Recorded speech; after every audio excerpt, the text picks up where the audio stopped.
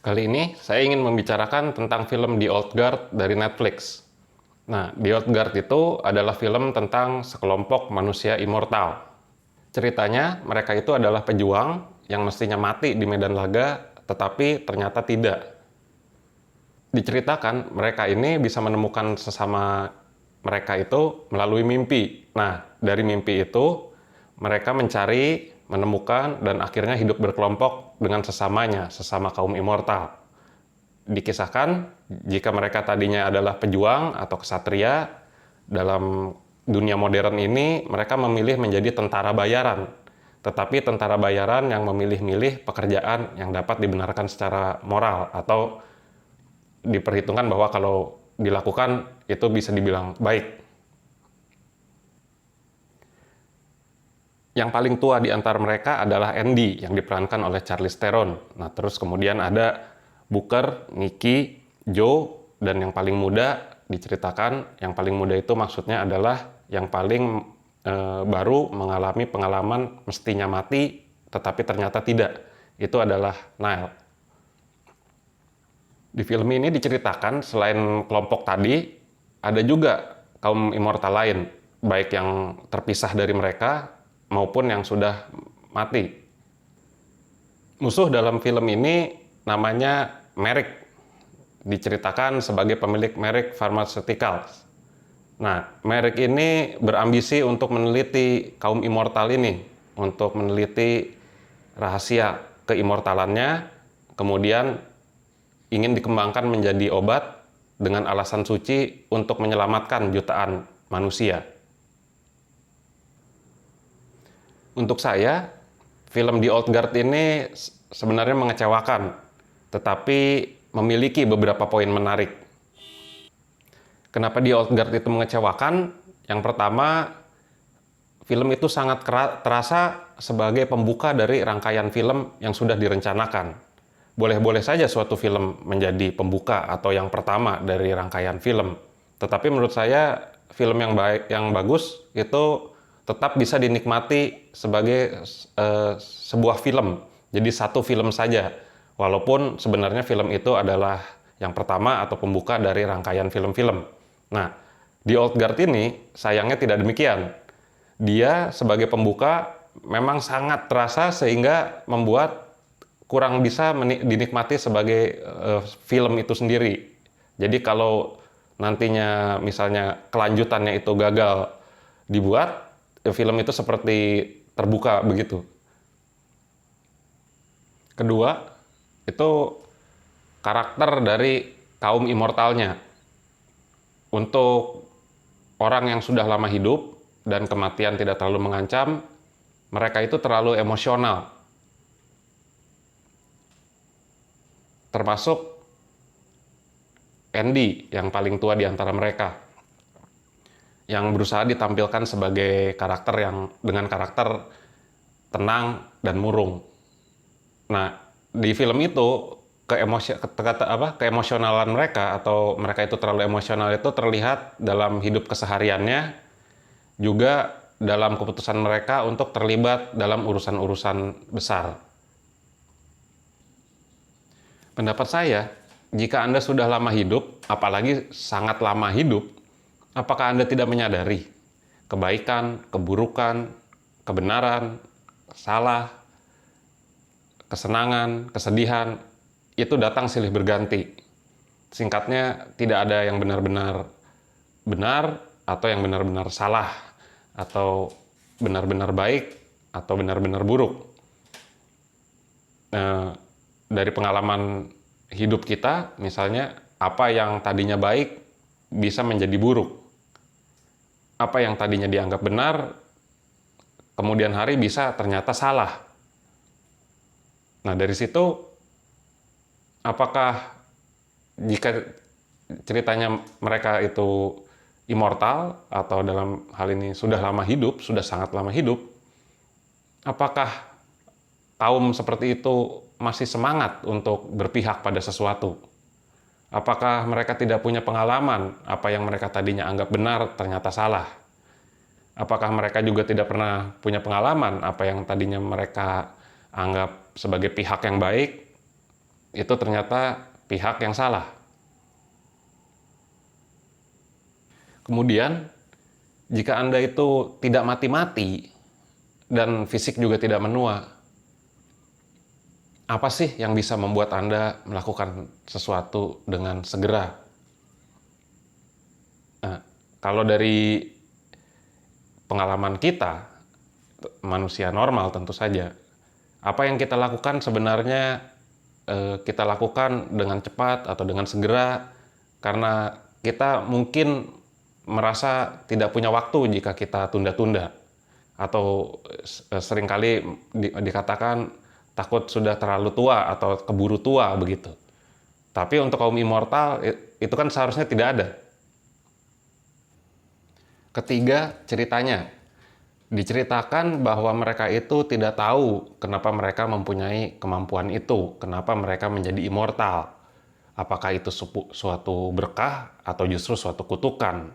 Nah, tetapi sayangnya diceritakan juga bahwa setelah diteliti, nah ini yang meneliti adalah sekutu mereka yang bernama James Copley, bahwa apa yang mereka lakukan langsung tidak langsung itu mempunyai efek yang baik atau berdampak baik bagi umat manusia.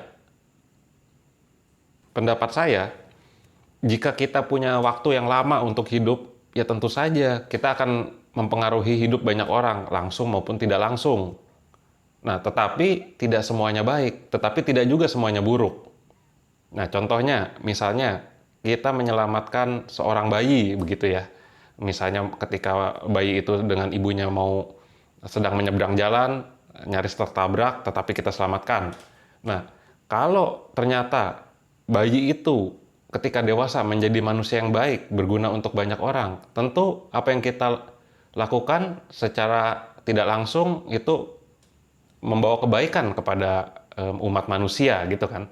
Tetapi misalnya ternyata bayi yang kita selamatkan itu ternyata malah jadi penjahat, membawa keburukan, ya kita juga secara tidak langsung melakukan keburukan kepada manusia, kepada orang-orang yang nantinya dijahati oleh bayi itu.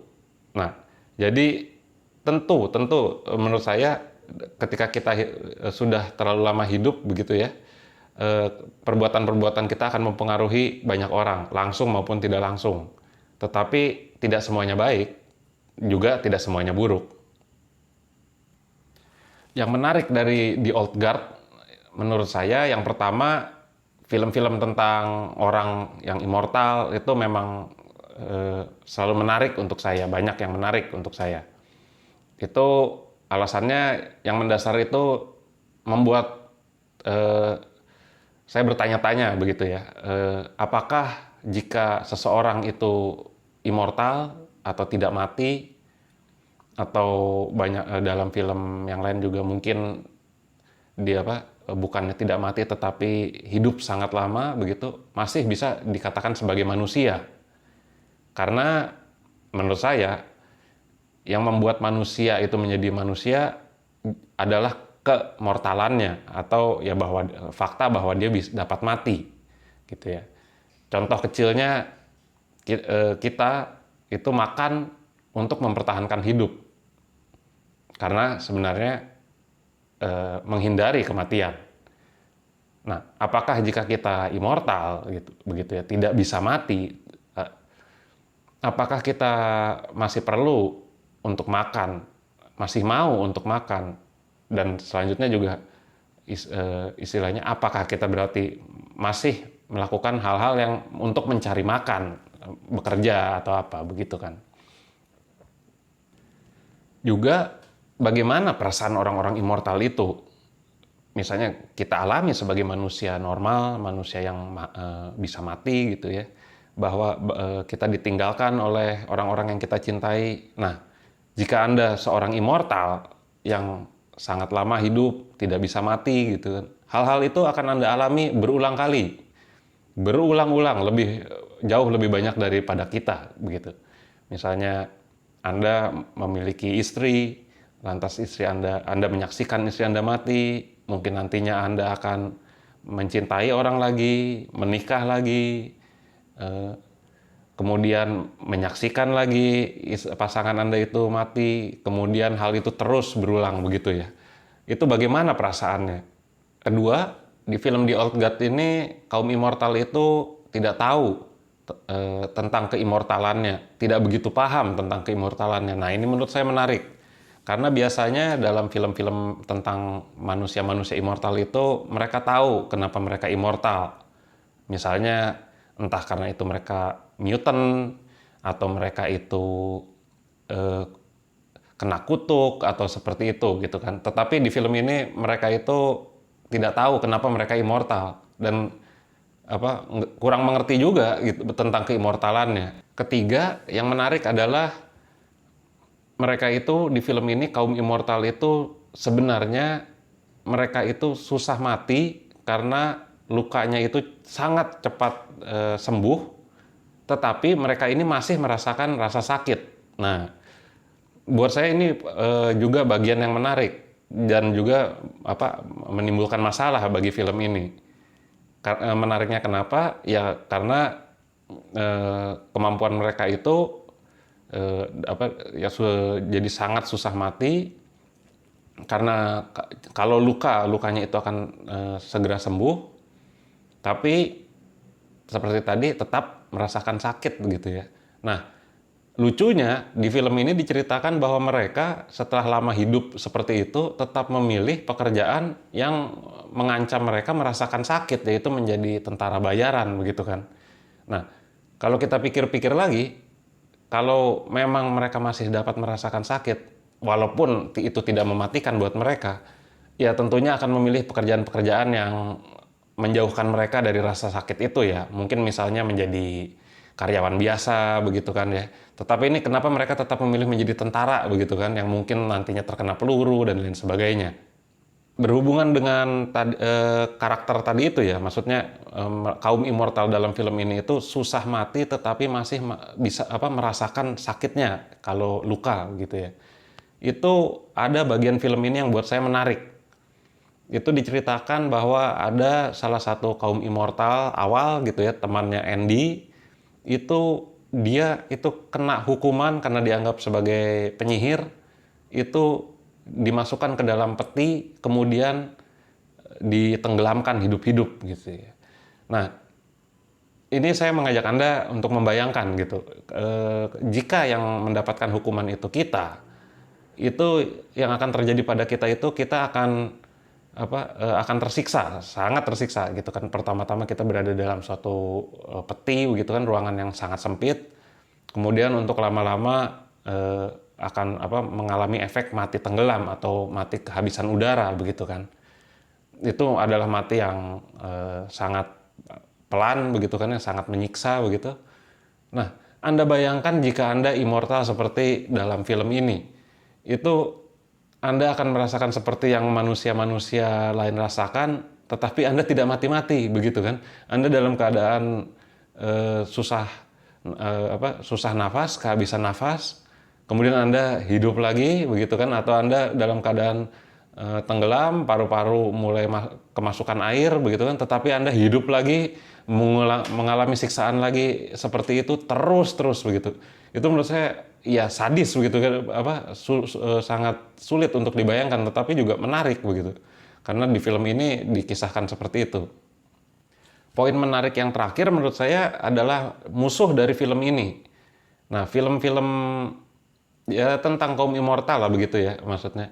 Itu biasanya kalau yang saya tahu, kalau bukan kaum immortal lain gitu kan, seperti misalnya kayak film Highlander, atau juga ada kalanya pihak yang memberikan keimmortalan pada mereka yang merasa dihianati. Nah, itu yang biasanya menjadi musuh. Jadi kalau tidak sesamanya kaum immortal atau pihak yang membuat mereka menjadi immortal tetapi merasa dihianati. Nah, tapi di film ini musuhnya adalah bos perusahaan farmasi.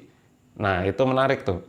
Jadi diceritakan bahwa bos perusahaan farmasi ini penasaran gitu ya, ingin meneliti rahasia keimmortalan mereka untuk kemudian diformulasikan menjadi obat yang klaim sucinya itu untuk menyelamatkan umat manusia. Padahal kita juga tahu sebagai perusahaan farmasi tentunya maksudnya adalah obat yang dijual kepada orang-orang yang ingin hidup terus begitu ya, hidup menjadi immortal. Nah, tetapi klaimnya itu dia itu ingin melakukan itu supaya umat manusia itu dapat juga merasakan rahasia itu gitu ya, untuk menyelamatkan umat manusia. Tetapi ya tentu saja ada di belakangnya ada motif bisnisnya, maksudnya setelah ditemukan tentunya akan dijual begitu ya.